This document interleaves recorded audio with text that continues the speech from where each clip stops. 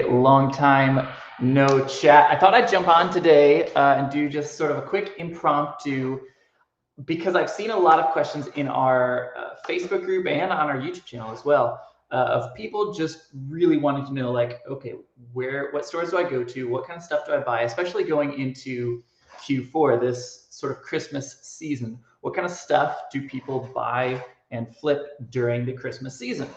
Now, there's a couple good answers to that. Welcome, guys. I see people coming into chat. If you've got questions, feel free to drop them in the chat. I'll be on for a couple minutes today, but I'm trying to keep this pretty quick. So a lot of people ask, like, okay, what kind of stuff sells during Christmas? And first off, let me just say that everything sells during Christmas.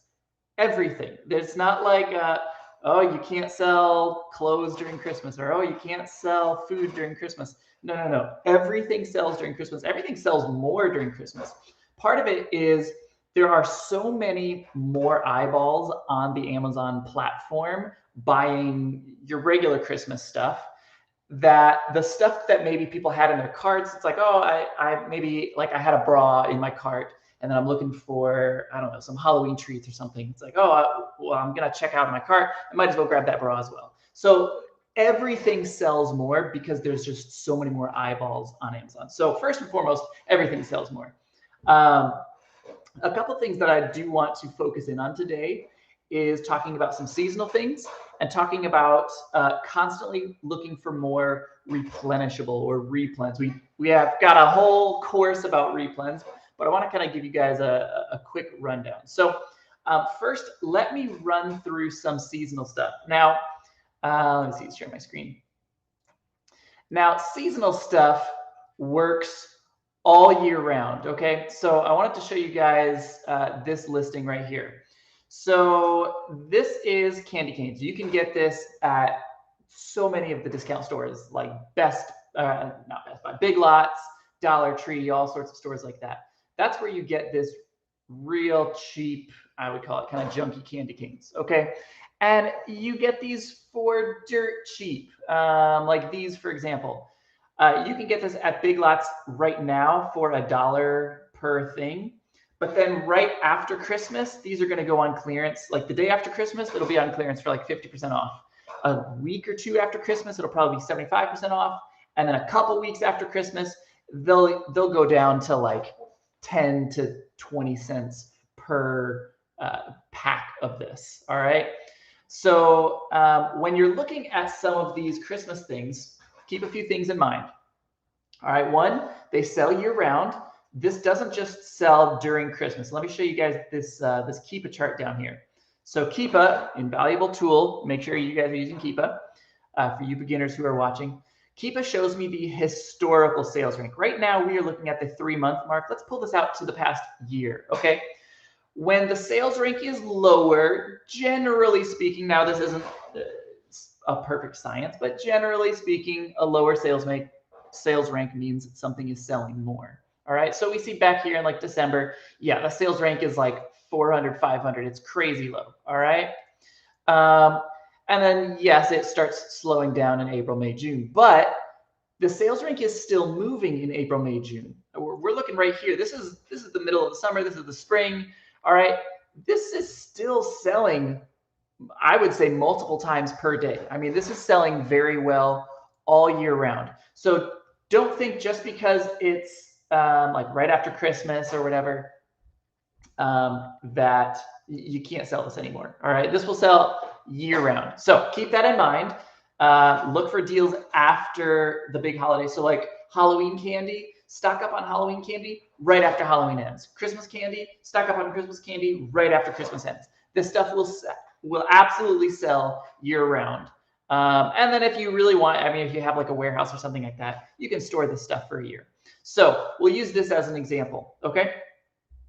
Now, I would probably recommend for this specific item, people probably not sell it because in general, there's only one seller, and the seller is Spangler Candy, and this is Spangler Candy. So the seller is the brand. And since there's only one seller, they may try to send out IP claims, things like that. Now, I'm not 100%, I don't know. like there's a lot of these, and a lot of them sell pretty well. We've sold a lot of the Spangler candy before, so I don't know. Maybe it's this specific listing they're a little bit more picky on. I don't know. I know that we've sold a fair amount of this without too many issues in the past. Anyways, so let's look at this. So right now, this is a 48 count. Right now, if they cost $1 a piece, we're looking at $48. This is, by the way, this is called Ace and Zen, this little calculator I'm using. You don't have to use this. This just speeds up your time a lot. This is one of the tools that I really like. I can put a link in the comments to all the different tools that I'm using today. But we can see here, if we buy this today at $1 a piece, there's no profit. But if we get this for 50% off, let's say we get this like the day after Christmas, boom, there is quite a bit of profit. Let's say you get this a week after Christmas. Oh my gosh, I mean, we're looking at huge amounts of profit here, okay? And this is true for all these different things. I mean, we can look at this. I think this is, you can find this at like Five Below. I think this usually costs $5 to $10 on average. So let's say it costs $10 right here. You're making profit on this today. I mean, heck, even if it costs you $15, you're making a little bit of profit. But again, if you can start finding this stuff on clearance, you find this pack for say $5 or something on super clearance right after Christmas, boom, huge moneymaker. All right, so keep an eye out for this seasonal candy. Seasonal candy is good before the season, and where you're selling it, let's say like for Halloween, for example. It's good before Halloween, but it's also good after Halloween, and it's also good after Christmas. All right, so keep that in mind. Look for those big clearance things at your stores. All right, the other thing to keep in mind is all throughout the season, during Q4, during whatever season it is, continue looking for these replens, these items that you can buy over and over and over. A replen is just an item where like it's not on clearance, it's not on like some big liquidation thing. You can buy it all day, every day for a profit. Usually it's a slightly smaller margin because you can just buy it all day, every day. It's not like on sale or on clearance or anything. But you can just buy it over and over and over. It's your good bread and butter. So what I like to tell people is have a balance between like your clearance items and your replens. Your clearance items are going to give you cash flow. They're going to bring you those huge like 200%, 300% ROIs with your one-off items. It kind of feels exciting. It's like treasure hunting. So do some of that to grow your business and to add that excitement. But continue to add and look for these replens, because these replens are going to add longevity to your business. Once you find something like this, now, I mean, I found this today, and unless I'm missing something, granted, I only looked at this for about 30 seconds to a minute. Unless I'm missing something, this is a great replen that you can buy over and over and over. We're looking at $11 of profit here. So let me show you how I found this. So Peter Pan peanut butter 40 ounce. Let's just pull up a new window real fast to see how much this costs. All right, so you see it's here at Walmart for $5.24. So I just went over here, $5.24, and then you can just multiply that by 6 because it's a pack of 6. Press enter. All right, there we go. So our price is $31.44. That gives you about $11 of profit, 37% ROI. If this were a clearance item, I would say this is a bad buy. When you're looking for clearance stuff or you're looking for one-off items, you really want to be looking for 100% ROI, because all of that stuff is going to tank. When stuff goes on sale, when stuff goes on clearance, more sellers see it, more sellers jump on, the price goes down. It's just the nature of the beast. It's how the world works, supply and demand, okay? But with replens, you can go to these lower ROI and these lower profit numbers, because now that you found it, you don't have to find it again. Every time you go to the store, you can just pick up another 24 pack of this or whatever it is that you're buying. All right. This is estimating it's selling 105 times. I don't put too much weight into this, but is it selling? Yes. We can look down here at the Keep It graph. It's selling. Is it selling a lot? Yeah, it's probably selling a couple times a day. So 105, it's probably in the ballpark. A couple times a day, I think, is accurate. If you can sell one of these a day, if you get the buy box on, say, I don't know, if it's selling 3 times a day and you're getting a third of the buy box, all right, sweet. You're making $10 a day. That's $300 per month that you made from this one replen. And the price has been pretty consistent. It's, oh, actually, It's a little bit high right now. Sometimes though, when you're looking at this price, so I'm hovering my mouse over this historical buy box price. I do see right now that it is $65.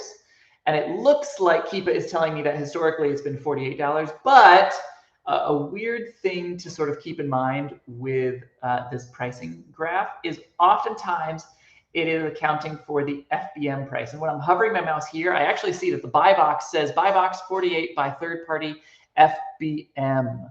All right, so since it's FBM, they are going to be charging a shipping cost on top of it. And Keepa, for some reason or another, does a terrible job of accounting for shipping costs with FBM sellers. And so, yeah, it thinks it's being sold for $48, but it's actually $48 plus, let's see if we can find the person here. Free delivery. Person might be out of stock right now. Free delivery. Right now, they're all free deliveries. I would say historically, there's a very, very good chance that this was listed at like $48 plus, I don't know, 16 bucks of shipping or something along those lines. So continue to look for these replens, continue to look for this kind of thing. When you find a good replen, there's all sorts of cool things you can do with like reverse sourcing and all of that. Like I could go to these people's storefronts. Let's say, actually, let me do this in Keepa real fast. Now I'm giving you guys a real brief overview, but all of this stuff I go into way deeper, both on YouTube. We've got courses about this and all of that. So let me look up buy box statistics. All right, this person is getting it 52% of the time. They've got a couple in stock. They've got 48 ratings. So they're not like a long time seller. They probably know what they're doing with roughly 50 reviews. But we could go in here and we can look. Hopefully this is no one here's his storefront. But we can go in here and we can look at what else are they selling. Let's see. So we could say, I want to see all the food items that they're selling. So I clicked on the little grocery button. And this will, that's strange.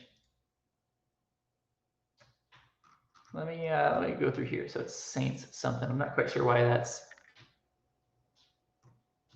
unless they went out of business. I guess I'm not really sure. All right, let's pick this person, PHB. All right, so we'll look at the PHB storefront, and you can see all the other stuff that they're selling. So we can go through here and see, like, okay, I think this is also from Walmart. Let me see how much this costs real fast. So copy, paste, boom, boom, boom. There's no fancy tools that I'm using here. This is all free stuff. It looks like 25 ounce on Walmart. There we go. All right.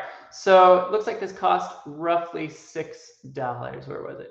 All right. So if you're buying this for $6 and you're selling it for 19, there's probably some profit here. Now, is it actually selling for 19? It's hard to tell. This seller is selling it for 19. But if we delete all of that stuff up there, this takes us to just the main parent listing instead of that seller's listing. We can see the buy box is actually $9 right now. So is it actually selling for that much?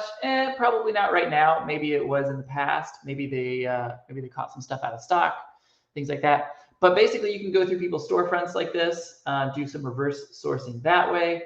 You can go through and look at the other variations on this. So this is just the 40-ounce 6-pack. You can go through all these other ones and look these up.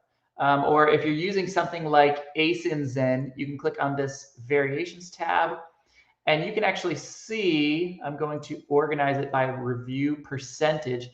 You can see which variations are getting the most reviews, which tells me which variations are selling the most. So I see that this variation that we're looking at is selling the most. About 50% of all of the reviews of this comes from that. But this one does good as well. This pack of 3. All right, so a pack of 3 selling for 30 bucks. If we are buying this for, I think it was like 5 something, like 531, if I remember correctly. All right, 531 times 3. Even that is making you a little bit of profit. Not as much. 20% ROI isn't fantastic. But listen, if you can do this, if you can find let's say you suck at Amazon. Okay, let's just pretend like we are just terrible at finding stuff. It took you the entire week, and all you found was this one stupid replen. Literally nothing else that you found was profitable. All right, so we take this one replen, and this is selling a couple times a month. Let's say once a day. This is selling. All right, so once a day, it's making $3. And you jump on the listing and maybe you can get every other sale. So you're selling this 15 times a month and you're making $3 each time. Let me pull up a calculator real fast. All right, so we got 15 sales a month times $3 a piece, $45 a month. Now, a lot of people are going to be like, okay, well, that kind of sucks. But if this is a replen, if it doesn't tank, if you could just continue to sell this over and over and over, and it lasts you a whole year, this is no longer a $3.38 profit item. This is now a $500 profit over the course of a whole year kind of item. If it took you a week, if you spent, say, I don't know, 10 hours, sort of like you've got your full-time job, you've got your kids or whatever, and it took you 10 hours of sourcing, and all you found was this one stupid product, all right? And in our hypothetical situation, it lasts you all year. If it took you 10 hours to make $540, you're making $54 an hour, roughly. I mean, there's some packing and prepping and stuff, but let's say we half that. Let's say all the packing and prepping. We take half that, $27 an hour. $27 an hour is still a good amount of money. I mean, that's more than teachers make here in Florida. So I would say the vast majority of people are happy making $27 an hour for just going to a store and scanning some things. And remember, this is if we absolutely suck at this whole Amazon thing. This took us 10 hours of sourcing. We're banging our head into the wall. We're not finding anything. All we found is this one stupid 3-pack of Peter Pan crunchy peanut butter. Okay, so that is sort of some things to look for. That is stuff to watch when you're outsourcing. Look for seasonal stuff. Look for after the season, seasonal stuff is fantastic. Look for replens. Don't stop looking for your replens. Continue building your pipeline and building that longevity. And yeah, that's what it's about. I'll stick around here for probably another couple minutes if you guys have any just general questions. I know this is impromptu. I had a little bit of extra time. I was feeling all right. I've been sick for a while. So yeah. Awesome. Hey, what is up, Jackie? Let's see. If I buy candy canes, am I bringing them home and listing on Amazon? What happens if they don't sell? They're going to sell. They're candy canes. People buy these year round. Let's say you buy something and it's a bad buy and it doesn't sell for 3, 4, 5, 6 months. Well, it's a learning experience. I would say I went to college. I studied music. I ended up being a music teacher. College cost me roughly $100,000. So let's say it's 25 grand per year that it cost me to get my job. That is a wild amount of money to spend to get an income form, getting a job. Amazon, let's say you buy 10 of these candy canes and they're $2 a piece. All right, so you just spent 20 bucks. And then you wait 6 months and they don't sell at all. Well, you're out 20 bucks. Okay, that's not too expensive to learn a couple lessons. You can figure out why they didn't sell. What did you do wrong? Were there, I don't know, 500 other people all trying to sell the exact same candy canes? Was it a nasty flavor of candy cane that no one wants? Was it a listing that doesn't actually have any reviews? Did you look at the Keep It chart? All of those lessons that you learn from bad buys are good. You don't need to be afraid of having bad buys, especially with retail arbitrage, because your risks are so incredibly low. You want to be buying a lot of different things. You want to go wide instead of deep when you're first starting. It mitigates your risk and it teaches you a lot more lessons. So what happens if they don't sell? Well, nothing happens. Then they don't sell and then you pull them back to yourself and you eat candy canes later in the year. Not a big deal. Yes, and someone was saying make sure expiration dates are good. Yes, definitely. If you're selling grocery stuff, check all that. Let's see. So October is Breast Awareness Month. Pink everything sells. Is it too late? Well, do people still buy pink things in April and May and June and July? Yeah, people always buy pink things. Peter Pan replant tanking. Let's see. Yes, I think I did that with the peanut butter the estimated sales. Now, I do not want you guys to be basing your decision off of any sales estimator out there. It doesn't matter what sales estimator you're using. It doesn't matter if it's Jungle Scout, if it's Ace and Zen, if it's like the number of Keepa drops. Don't use a sales estimator as like a very specific thing to follow. You can use it as a real rough general guideline, but they are so often wrong or misleading that I don't really want to tell people to use them. Just look at the Keepa graph, see if the Keepa graph is moving. We've done tons. I mean, I've probably done like 25, 30 videos at this point, just going over Keepa and how to look at Keepa to tell if something is selling. It doesn't matter to you unless you're going really deep. It doesn't matter to you if it's selling 30 times a month or 100 times a month. You're probably only buying 5 to 10. And in either scenario, it doesn't really matter. You're going to sell your 5 to 10.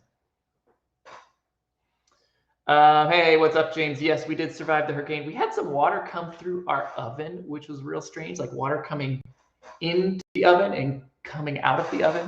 That was a little bit strange. But other than that, we fared all right. Let's see. Just got ungated in grocery. Awesome. Welcome, welcome, welcome. Hazmat approval trick these days. In the past, it was just a waiting list. You just signed up to be on the hazmat waiting list. So there's not like any tricks. Just if it's been a couple months, just go back in and reapply and sort of re-up yourself. But there's no like tricks or anything to get in faster. Let's see. Can you walk through Amazon's expiration date and the amount of products, such as say a 6-pack peanut butter storage life? So Amazon wants there to be, they always change it. I believe it's currently 105 days. It's changed a couple times the past few years. I believe it's 105 days is like their official cutoff for expiration date. And then they want the item to have enough shelf life to last up until that point. Now, with some items like peanut butter, for example, that is entirely arbitrary. With other items, like say there's, I don't know, like a Tic Tac, like a pill of some form, where you're selling like multivitamins or something like that, where it's like, okay, there's 60 pills in this bottle and it has 100 days left or whatever. Okay, well, you need to make sure that there's enough pills left so that it doesn't actually cross over that expiration date. Really, you use common sense, guys. There's not like this like secret, like, oh, you have to do all these calculations and figure out all this stuff. You just use common sense.